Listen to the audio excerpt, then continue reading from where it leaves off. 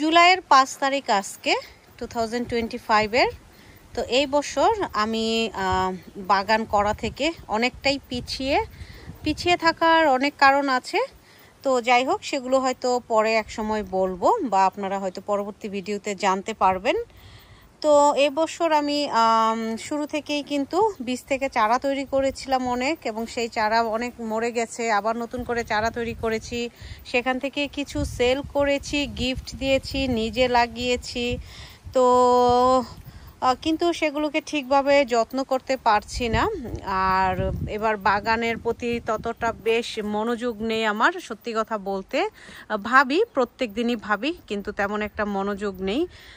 কেন মনোযোগ নেই জানি না। এনিওয়ে, তো এই হচ্ছে আজকে আমার বাগানের একটু আপডেট। ভাবলাম ফুল থেকেই শুরু করি, ফুল দিয়ে আপনাদের সাথে বাগানের আপডেটটা শুরু করি।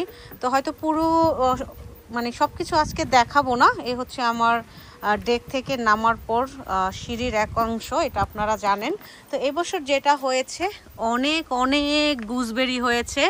এই যে 2 ধরনের গুজবেরি হয়েছে। একটা হচ্ছে সবুজ রঙের, এই যে এগুলো হচ্ছে সবুজ রঙের, আর এই পাশে হচ্ছে পার্পল কালারের। তো অনেকটা এগুলো দেখতে আঙ্গুর ফলের মতো, যদিও এটা আঙ্গুর ফল না। অনেকে আমরা হয়তো বলবো যে এটা অনেকটা আঙ্গুর ফলের মতো, বাট না, এটা হচ্ছে গুজবেরি। অনেক মিষ্টি খেতে, যখন কাঁচা থাকে তখন অবশ্য ডাল দিয়ে খাওয়া যায়, ডালে দিয়ে অনেকটা বড়ুয়ের মতো লাগে খেতে। তো অনেক টেস্টি, অনেক মজা। এই পাশের একটা দেখছি একেবারেই পেকে গেছে, এই যে দেখুন পেকে গেছে। এটা কালারটা কতটা সুন্দর হয়েছে। এটা পুরো কালারটা হবে এই ধরনের, আরেকটু পাকবে, এটা আরেকটু পাকার পরে কিছুটা সফট হবে, খেতে অনেকটা মিষ্টি লাগবে। কার কার বাগানে গুজবেরির গাছ আছে পিকচার দিবেন কমেন্ট বক্সে। কার কার বাগানে গুজবেরি হলো সেটাও দেখব। এ হচ্ছে আমার ফুল গাছ, এটা হচ্ছে জেসমিন।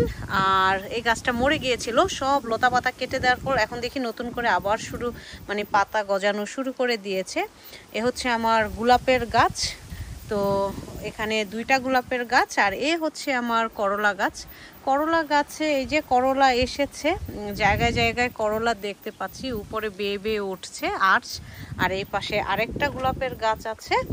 তো পরবর্তী ভিডিওতে এরপরে আবার দেখতে পাবেন বাকি আরও কি আমার বাগানে এবার আমি চাষ করলাম বা কি গাছ রোপণ করলাম।